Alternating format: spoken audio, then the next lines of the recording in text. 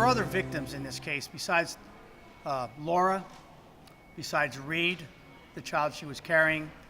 There are many victims, the people that stand with me, and there are a lot of collateral victims of the work of Mr. Tessier over many, many years. Today, we were supposed to have the opening statements in what was anticipated to be a 3-week trial to show the overwhelming evidence that had been gathered over the last year by members of the Montgomery County Police Department and members of my own office, showing that Tyler Tessier was the individual who killed Laura Wallen back on September 3rd of last year.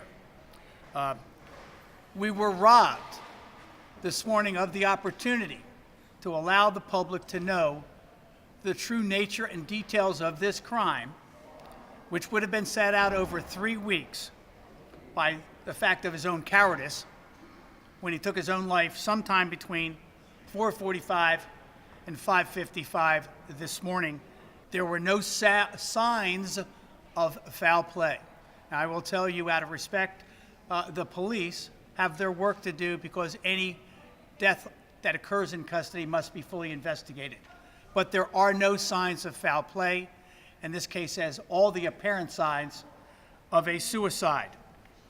I would also indicate to you that there are a series of notes that give strength to my statement that this appears to be a suicide, because there are multiple notes that I will not go into a detail out of respect for the police investigation. It's not complete.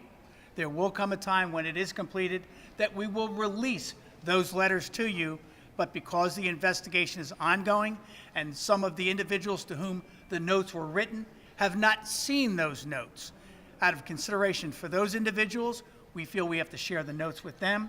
And when the investigation is done, you will see the notes that he wrote. Our daughter Laura was love and light.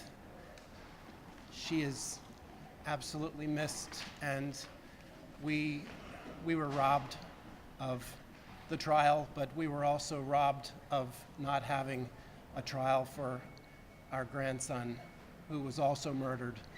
The legislators in Maryland have not seen fit to agree on anything about the horrible problems there are with killing pregnant women, and the fact that it is a major problem in the state of Maryland. I also asked John McCarthy yesterday if it would be okay, when he asked me about my family, if I would tell the world that I have 2 daughters, Jennifer and Laura.